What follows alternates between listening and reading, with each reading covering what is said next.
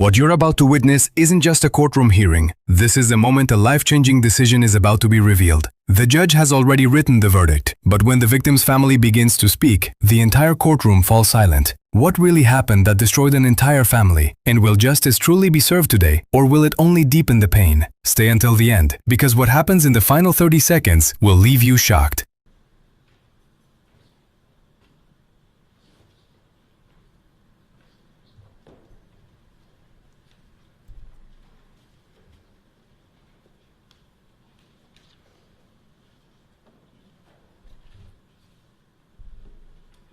Good morning. Your name for the record, counsel? Good morning, Tyra Cameron for Justin Elaine. And sir? Good morning, Your Honor. My name is Justin Elaine. Thank you. And counsel? Good morning, Your Honor. Peter Keiko for Justin Elaine. Thank you. And counsel? Good morning, Your Honor. Timothy Bradle on behalf of Kelsey Fitzsimmons. And ma'am? Good morning, Your Honor, Kelsey Fitzsimmons. And counsel? Good morning, Your Honor. Chil for Kelsey Fitzsimmons. And in the back, counsel? Good morning, Your Honor. Ryan Leonard for Kelsey Fitzsimmons. Thank you. Would the parties please raise their right hand? Do you solemnly swear the testimony you're about to give in the cause now in hearing will be the truth, the whole truth, and nothing but the truth, ma'am? Yes. Sir? Yes. Thank you. We're here today on what was scheduled as an evidentiary hearing on the underlying abuse prevention order in accordance with General Laws, Chapter 209A, that is pending before the court. The court has been provided by the clerk a joint motion to incorporate a stipulation of the parties regarding the extension of the abuse prevention order. Is that correct, counsel? Yes, Your Honor. And from your behalf, counsel? Yes, Judge. All I'm pleased to report the stipulation. All right, I've had the opportunity to review the stipulation, and I appreciate the time and effort that counsel put into achieving that. I do have problems with the following language. I'm just going to read the language to you. In paragraph 2, it indicates the parties agreed that the 209A abuse prevention order as modified herein shall remain in full force and effect for a finite period of 90 days. Then this is where I'm not comfortable with the following language. And provided that there are no violations of the order during that time, shall automatically expire and be vacated on July 13th, 2026 without the need for a further hearing or review. I'm not comfortable with that language. I would accept that you wish the abuse prevention order to be in effect for a 90-day period, and then I would schedule it for review on the July 13th date, if that is actually the 90-day date. I'm just not comfortable with the other language. However you folks elect to deal with the hearing at that time, that would be fine. But I understand your intention, but I'm just not willing to accept that language. Do counsel wish to confer for a moment? I think we have it ready for you, Judge, and I think Attorney Hess is going to address that. All right, because I know that I did receive an amended, so to speak, version, which says, and shall, you use the word in yours, automatically expire and be vacated without the need for further hearing. Is that what you wish to be heard on? Well, yes, Your Honor. First, with respect to the amendment, when we took out the word automatically, does Yep. Your Honor still have an issue? Okay. Yes. So thereafter, my brother counsel and I had conferred already in case Your Honor did have a problem with that language. And my brother and I had agreed that we would modify the language to show the party's intent if Your Honor would accept that. I take abuse prevention orders very seriously, and given the nature of review each time the matter comes before me, I would not accept any representations as to what the parties intend, because I don't necessarily see that as relevant. So I would be happy to afford you the opportunity to address the matter, but the language that I would accept would be, I would be putting a period after days, 90 days period. And so then the matter would be, and then the matter will be scheduled for a review on July 13th, 2026. Because I don't like to condition things on hypotheticals, especially in 209As. Do you wish to step back for a moment and Yes, Your Honor. consult with your brother and your client? Why don't we just have the parties step back, and we do have, how many conference rooms do we have out there? Do we have all right, so if you could follow the instructions of my court officer, you can each utilize one of the conference rooms, and then I'll give you a call back in about 5 or 10 minutes. Does that work? If you need additional time, let my court officer know. All right, so we will we will continue the matter just for about 5 or 10 minutes so counsel can address the position of the court. All right? All right, thank you. All right, you may step back. Thank you.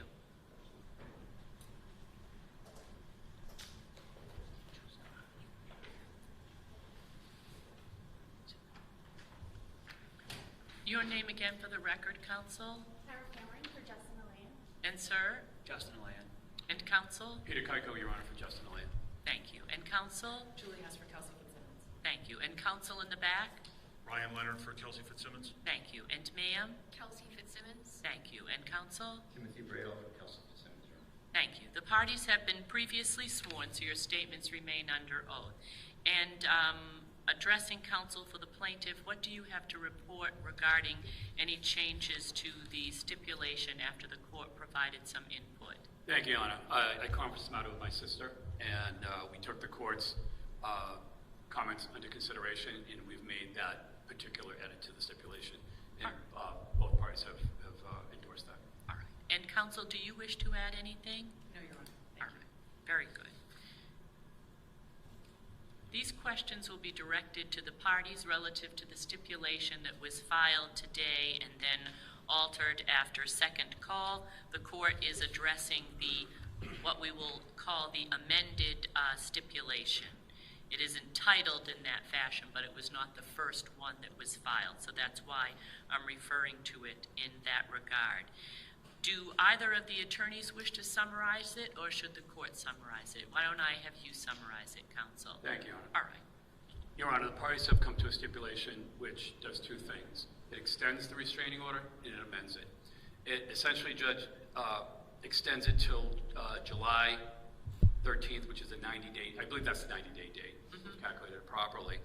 And it also amends the restraining order, Your Honor, to essentially be a simple no-abuse order. The no contact provisions, anything to do with the child, those have been deleted. And essentially, we're left with a simple, not simple, I apologize, wrong word, simple no abuse order. All right. Do you wish to add anything to that, counsel? No, Your Honor. The parties did, other than the fact that the parties did acknowledge that they did not have the 10-day review hearing, and it is both my brother, counsel, and my understanding and my co-counsel understanding that this is an effort for the parties to try to move forward more collaboratively, and I think this is a good first step, Judge. All right. And I note that in paragraph 4 of the stipulation, the parties acknowledge that by entering into this stipulation, the defendant is not admitting to or acknowledging or agreeing with any of the allegations in the affidavit that was filed by the plaintiff. Is that correct? Yes, thank you. All right, very good. And so we're going to, after the court conducts the colloquy, but before then I wanted to address one issue. So paragraph 1 will remain, which is the order not to abuse. Paragraph 2 is going to be vacated, which is the contact provision. So in the event that the court accepts the stipulation, there will no longer be any prohibition relative to contact between the parties. Is that correct, counsel? That's correct, Your Honor. Counsel? Yes, Judge. All right. And then paragraph 3 is going to be removed, which is the order that prohibited the defendant from being in and around the Stowe, Massachusetts residence where the plaintiff had been at the time the order was entered. Is that correct? Yes, Your Honor. Is that correct? Right. And then 4A was a prohibition that the defendant could not be in and around the plaintiff's work area, and that is being lifted. Is that correct, counsel? Yes, Your Honor. Is that correct, counsel? And then 6, the father, plaintiff, had been granted custody of the minor through paragraph 6, and that's being removed. Is that correct, counsel? Yes, Your Honor, and I'd like to add that there is a temporary order in place on the 209C case that does reference custody. All right. And is that your understanding? Yes, sir. So while custody is vacated under the 209A order, there's currently a 209C order that provides that father has custody, and the parties are aware of that. Is that correct? That's correct, Your Honor. Is that correct? Okay. And then paragraph 7, which prohibited previously contact with the child, that's going to be vacated as well. Is that correct? That's correct, and likewise, Judge, there is a temporary order, the 209C case, that references contact with the child. Is that your understanding, counsel? Right. And the other provisions remain, including paragraph 12. Is that correct? Yes, Your Honor. Is that correct? All right. Do either counsel wish to make any other comments prior to the court conducting the colloquy? No, Your Honor. All right, very good. These questions are directed to the parties. You are here today for an evidentiary hearing wherein you would be afforded the opportunity to prevent evidence, to have witnesses, and to conduct testimony and cross-examination. Are you aware of that, sir? Yes, Your Honor. Are you aware of that, ma'am? Yes, Your Honor. And this was considered what would be called a 10-day hearing because the 10-day hearing had previously been continued on a number of occasions due to other reasons that the parties had agreed to. Is that your understanding, sir? Yes, Your Honor. Ma'am? Yes, Your Honor. And based upon that information, both of you are electing to waive the ability to engage in an evidentiary hearing today. Is that your understanding, sir? Yes, Your Honor. Ma'am? Yes, Your Honor. Did you have enough time to think about that, sir? Yes, Your Honor. Ma'am? Yes, Your Honor. And did you have sufficient time to communicate with your attorneys about this issue and to have all of your questions answered by your attorney to your satisfaction, sir? Yes, Your Honor. Ma'am? Yes, Your Honor. And based upon the stipulation that you have provided to the court, certain important issues have been altered, so we'll review those. Paragraph 1 will remain, which indicates that that you, ma'am, will not engage in any abusive behavior toward the plaintiff, Mr. Alain. Do you understand that, ma'am? Yes, Your Honor. And do you understand that provision, sir? Yes, Your Honor. Furthermore, moving on to paragraph 2, wherein previously, ma'am, you were ordered not to contact the plaintiff and to stay 150 yards away from the plaintiff.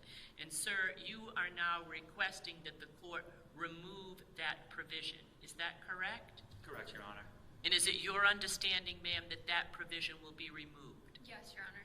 So is it your understanding, sir, that there will no longer be a prohibition for the defendant to contact you? Are you aware of that? Yes, Your Honor. Are you aware of that provision, ma'am, and understand it? Yes, Your Honor. And you understand it as well, sir. Is that correct? That is correct, Your Honor.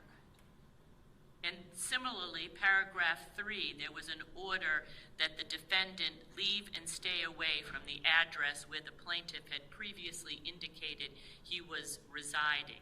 And sir, you are requesting that the court vacate that provision. Is that correct? Yes, Your Honor. So you're aware that there will no longer be a prohibition for the defendant to come to that location. Is that correct? Yes, Your Honor. All right. And, ma'am, similarly, you understand that there are no longer any provisions relative to you staying away from the residence of the plaintiff. Are you aware of that? Yes, Your Honor. All right. And similarly, there was a prohibition, sir, previously that the defendant remain away from your place of employment. Are you aware of that? Yes, Your Honor. And you are now asking the court to vacate that position. Is that correct? Yes, Your Honor. So you understand that if the court allows this stipulation, there will no longer be a prohibition that the defendant stay away from your place of employment. Do you understand that? I do, Your Honor. And similarly, ma'am, do you understand now there is no prohibition relative to you staying away from the plaintiff's place of employment? Are you aware of that? Yes, Your Honor. And there is a child that the two of you share. This 209A order had previously provided the plaintiff father with custody, But the court understands, sir, that you are now asking that that provision under the Chapter 209A restraining order only be vacated. Is that correct? Yes, Your Honor. And do you understand that, ma'am? Yes, Your Honor. But do you also understand, ma'am, that there is another order in this court through another case that provides father with the custody of the child? Are you aware of that? Yes, Your Honor. And you're aware of that as well, sir. Is that correct? Yes, Your Honor. And This isn't just another courtroom hearing. This is a moment where one decision could quietly change everything. No shouting, no chaos, just calm voices. Making choices that could affect safety, freedom, and a child's future.